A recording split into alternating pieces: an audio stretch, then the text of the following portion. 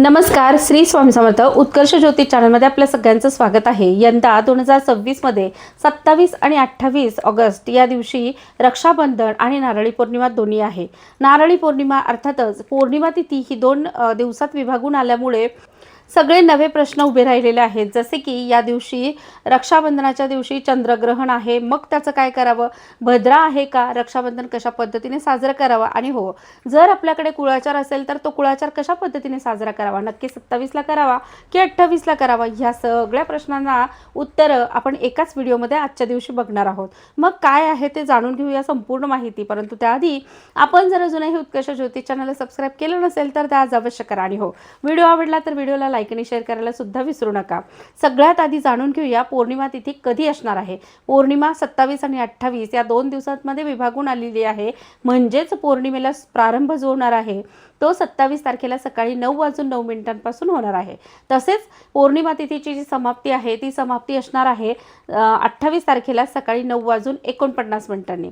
म्हणजेच आपल्याला 2 दिवसात विभागून आलेल्या या पौर्णिमा तिथीचं जे काही वर्गीकरण आहे ते कशा पद्धतीने आहे ते सगळ्यात आधी जाणून घेऊया.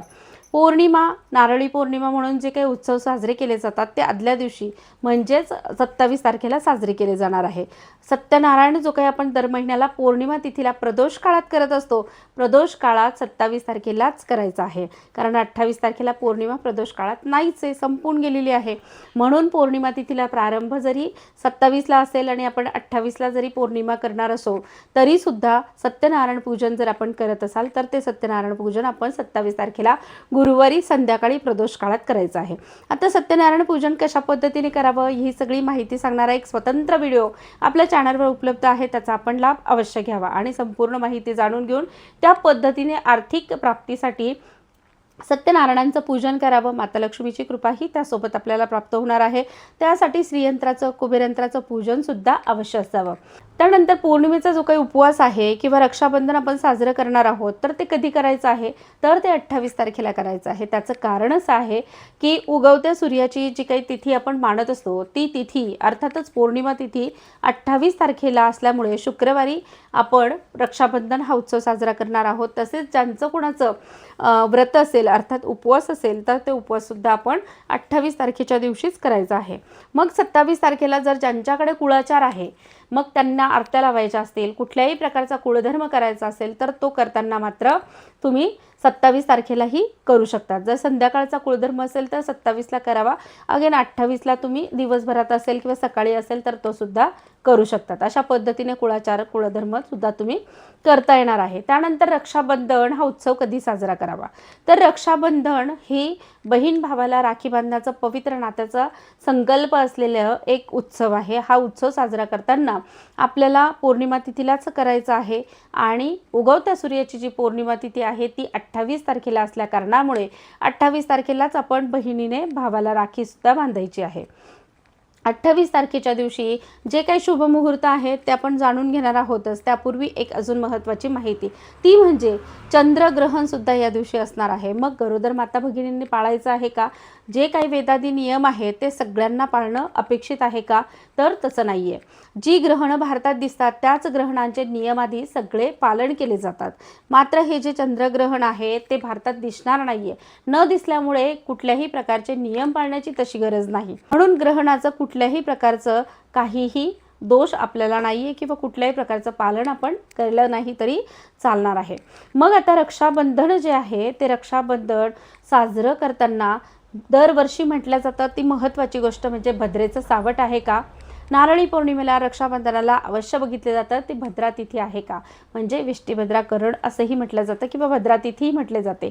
तर ती आहे का याबद्दल जाणून घेताना सगळ्यात महत्त्वाची गोष्ट म्हणजे भद्रा ही सूर्याची मुलगी आहे, शनिदेवांची बहीण आहे आणि ही जर समजा त्या दिवशी असेल तर त्या दिवशी अडचणी येतात, संकट येतात, तिला अशुभ मानलं जातं. म्हणून त्या दिवशी भद्रेचं सावट असलं तर रक्षाबंधनाला राखी बहीण भावाला बांधत नाही.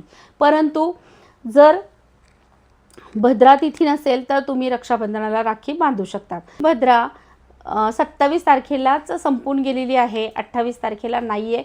म्हणूनच तुम्ही दिवसभरात केव्हाही राखी बांधू शकतात.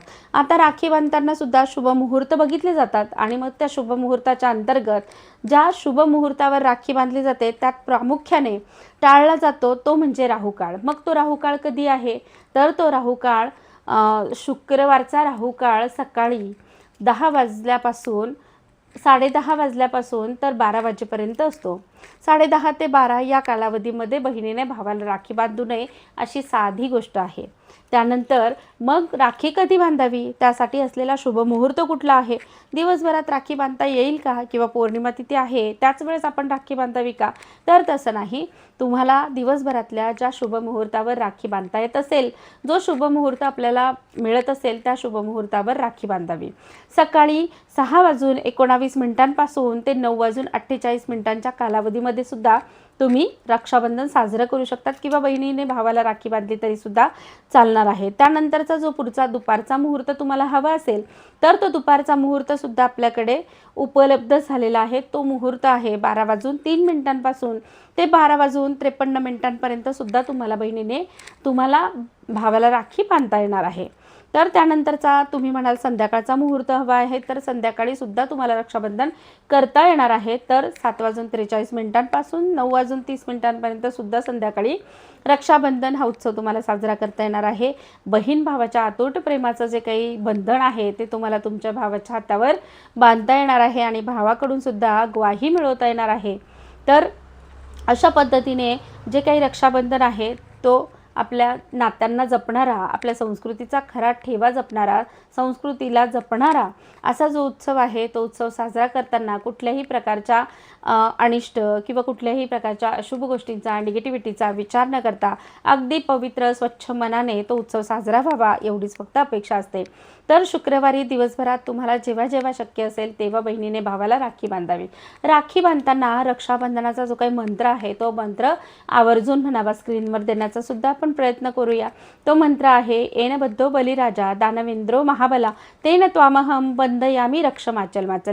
तर हा मंत्र म्हणून बहिणीने भावाला राखी बांधून भावाकडून महत्त्वाचं असं वचन मागून घेतलेलं आहे तिच्या संरक्षणाचं. तर अशा पद्धतीने पवित्र मनाने आणि आनंदाने हा उत्सव साजरा व्हावा हीच अपेक्षा. त्यानंतर एक सगळ्यात महत्त्वाचा जो काही उपाय आहे तोही आपण आजच्या व्हिडिओमध्ये बघणार आहोत. बहिणीने भावाला राखी बांधताना एक छोटंसं गिफ्टसुद्धा द्यायचं आहे. भावाकडून मोठं गिफ्ट अवश्य घ्या, पण भावाला आजच्या दिवशी हे छोटंसं गिफ्ट द्यायला आवर्जून विसरू नका. जर त्यातल्या त्यात तुमच्या भावाकडे आर्थिक अडचणी कायम राहत असतील तर मग मात्र त्या भावाला ही गोष्ट आज आवर्जून द्या.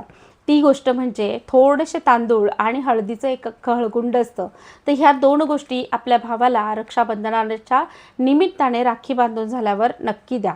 त्यामुळे काय होईल की ह्या 2 गोष्टींमुळे त्याच्या घरात कायम सुखसंपन्नता नांदेल आणि त्याच्या घरातला आनंद वृद्धिंगत झाल्याचंही पुण्य तुमच्या पदरी पडेल.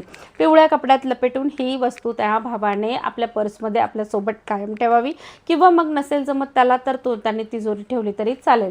त्यायोगे काय होणार आहे की त्या भावाच्या घरात आर्थिक सुबत्ता येणार आहे. म्हणून हा उपायसुद्धा तितकाच महत्त्वाचा आहे. तो उपायसुद्धा आवर्जून करून बघा. तर अशा पद्धतीने आजच्या या व्हिडिओमधून आपण महत्त्वाची गोष्ट जाणून घेतली. अगदी छोट्या गोष्टी आहेत पण ह्या गोष्टींचा खूप असा मोठा बाऊ केला जातो की अरे बापरे नक्की कधी करायचं आहे. तर या सगळ्या गोष्टींची माहिती आपण आजच्या व्हिडिओमध्ये जाणून घेतली. आणि हो, उपवास कधी करावा ही जर गोष्ट असेल तर उगवत्या तिथीला म्हणजे उगवत्या सूर्याच्या तिथीला उदय तिथीप्रमाणे आपण ज्या शुक्रवारी पौर्णिमा तिथी धरलेली आहे रक्षाबंधन साजरा करणार आहोत तर त्या दिवशीच आपल्याला उपवाससुद्धा करायचा आहे. आशा करते तुम्हाला व्हिडिओ आवडला असेलच आणि अतिशय उपयुक्त पडणारी अशी ही माहिती आहे. तुम्हाला तुमच्या पुढच्या नियोजनाला सुद्धा ती उपयोगी येणार आहे.